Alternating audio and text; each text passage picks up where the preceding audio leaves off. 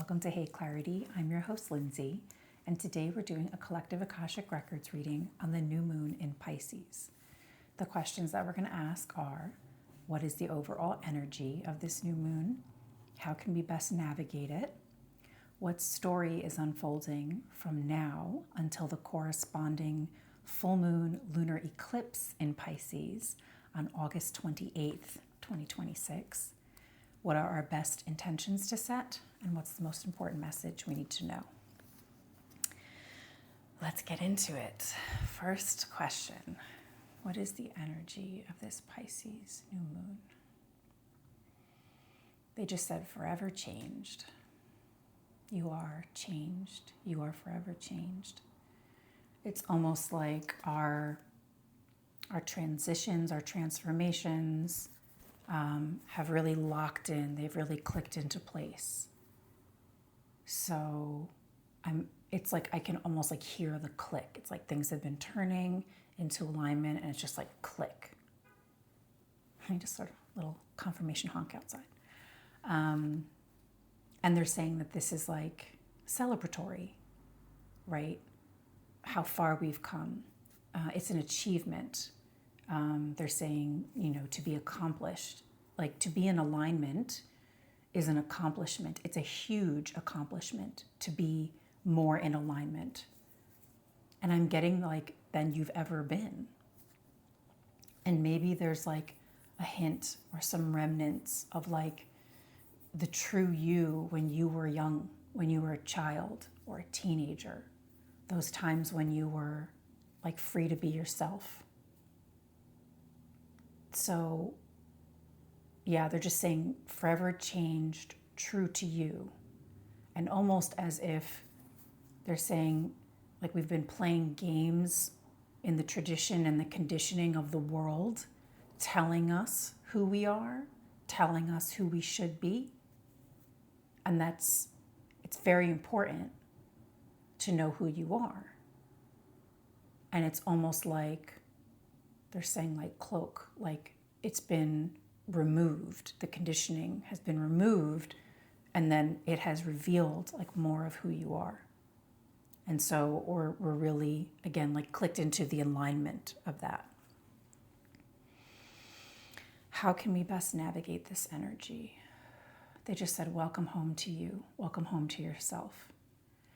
It is both a new beginning, like this next chapter, this next level, this new version of you, but it's like fully embodied in like your true soul self.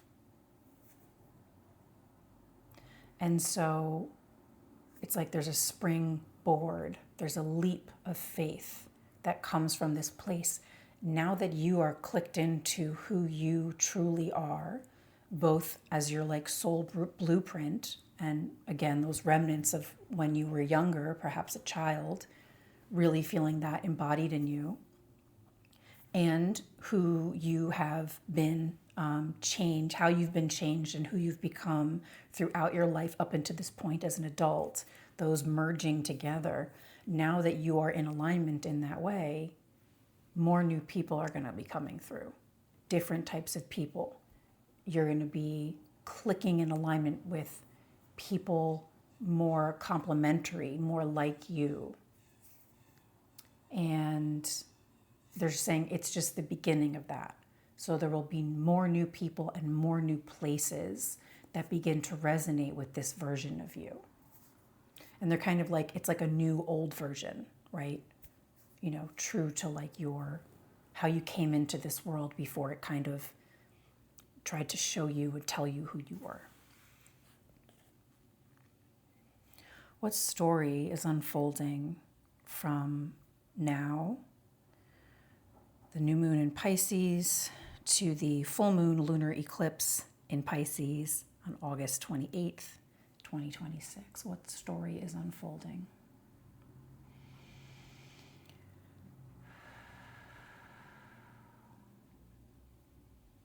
A mirror,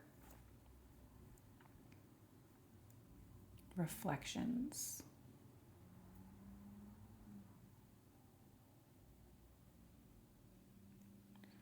It's a bit more inventory. And it's like we've been doing this inventory of like the things in our lives, the places in our lives, the people in our lives.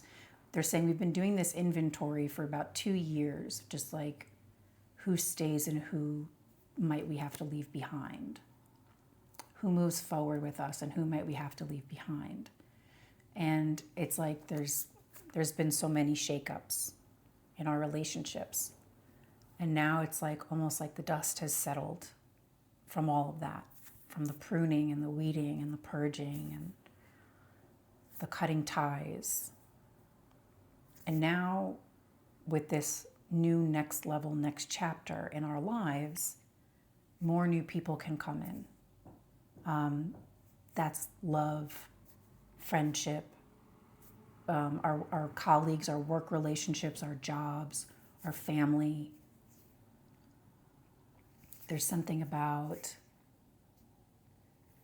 loss and grieving and like how that changes us and how that also gives us perspective on our relationships, how those are monumental mirrors in our lives when we lose loved ones or when we lose a career or something massive in our lives, when something is removed that is so prominent in our daily experience, there's a hole in that experience. And it's like it needs some time and some air and some refreshing, like after the emotional like turmoil and the waves of the grieving, of the loss, of the letting go, of the accepting, of the anger, the sadness and the sorrow. We grieve those parts of ourselves. We grieve the people, we grieve the places. And they're saying to be continued now. So we're in another level of that transformation. But they're saying new people, new places. And like, I'm getting like, they're like / love relationships, platonic / romantic relationships, friendships / partnerships, marriage. Like as we are clicked in to ourselves, as we are more in alignment with ourselves, we will connect with other people who are also in that place. So we are becoming more in alignment with ourselves, and therefore we become more available to be in alignment with each other. Like we're showing up true. We're showing up in our truth, and so are other people. And so now we can really meet on this real next level. So like, it's like true, deep, real friendships and connections. They're like great relationships, way more in alignment than like ever before, because we are forever changed. What are the best intentions to set under this Pisces New Moon? What are the best intentions to set? They just said no weeds, no weeds. No weeds, no junk in your garden, no weeds in your garden. They're like, factually, some weeds are beneficial to your garden. However, symbolically, we need to remove the weeds. So like, we're just really adamant about not allowing those people, those situations, experiences interfere with our true alignment. If someone's bringing you down, walk away, separate, take some space. Whatever tier people have to drop in or drop from, if they're harmful, if there's wrongdoing. Don't have time. We don't have the time. We don't have the tolerance anymore. It's zero tolerance for fake relationships. Why bother? What's the point? How does it help you? How does it serve you to pretend to like someone, to pretend not to see that someone doesn't like you. Why bother with it anymore? That's what they're saying to us. So if something feels gross or icky or painful or dragging you down or heavy, whatever, drop tears. Separate space. Cut them off, whatever. So the best intentions to set is just kind of sit with, like, tell yourself almost like a mantra, like no weeds in my garden. Like, I'm growing a garden. Like, I'm going to make this a beautiful garden. I'm going to make my life beautiful. I'm curating my life. What is it going to look like? Who are the types of people that I want to enter my life? Who are the types of people that I want to initiate friendships with and connections with? Who do I want to surround myself with? Who do I want in my garden? And they're like make it like a secret garden. Make it something very special for you, right? Curate your life as if it's a secret garden. Protect it, tend to it, take care of it. Put only in what you want in your garden. Make it beautiful for you. Make it work for you. Have the reciprocal relationships in your garden.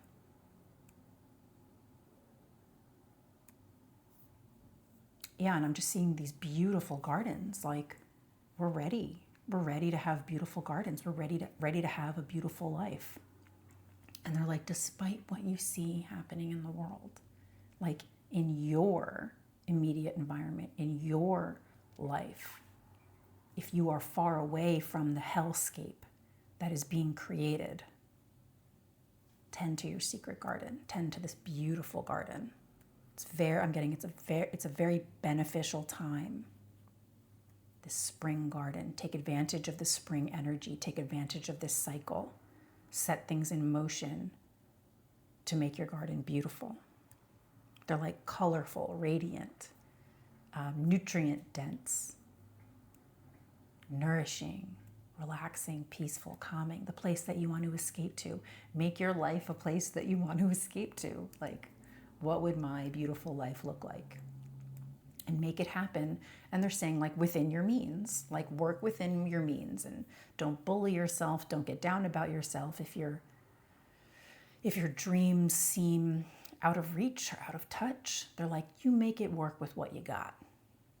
And then they're like, don't worry about how it like unfolds to like make it that way, because I'm getting, suddenly you wake up one day and you look around you and you're like, oh my God, like I have everything. Like, I have everything I've ever wanted. And then we feel this immense love and gratitude for everything.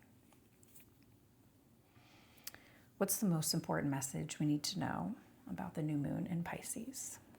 What's the most important message we need to know? The gratitude sets in. The gratitude sets in. And maybe it's the stark realities of war and violence and all the horrible things that are going on. Maybe, witnessing all of this is making us realize just how much we have, just how lucky you are, just how special your life is. And they're saying no guilt. Do not feel guilty for having a good life, while many others might be suffering from those who create hellscapes throughout the world. They're saying it always has been. It's always been like this. It always goes in these cycles. And these like hard people to crack need to do more and more harmful, vicious, hurtful things until they get their wake-up call. And unfortunately, they're bringing everybody down, trying. They're saying, make it a point to say they're trying to bring everybody down. But they're saying, is it true? Like, do not allow this to bring you down. Do not allow this to keep you from seeing your beautiful life, or seeing your opportunities and your options to live a beautiful life. Take advantage of what you have. If the worst that happens to you through all of this is that you see immense suffering elsewhere and it reminds you of how good you've got it, they said, great, excellent, it's a good thing. Let it serve its purpose in your life for that. But they're saying, don't wallow in it. Don't wallow in it. Yes, like experience the waves, process the waves, feel into the waves. They're going to hit you. They hit us. We're energetic beings. We're all connected in this interconnection throughout the planet, like globally, like all the things, like oof, we feel them. We feel them. We tap into it on purpose, not on purpose. We can't help it. But they're saying the wake-up call is, if it hurts, you got it. You got the message. And that's all you need to know. Like that's all, they're just saying it, that's the purpose it serves in your life right now.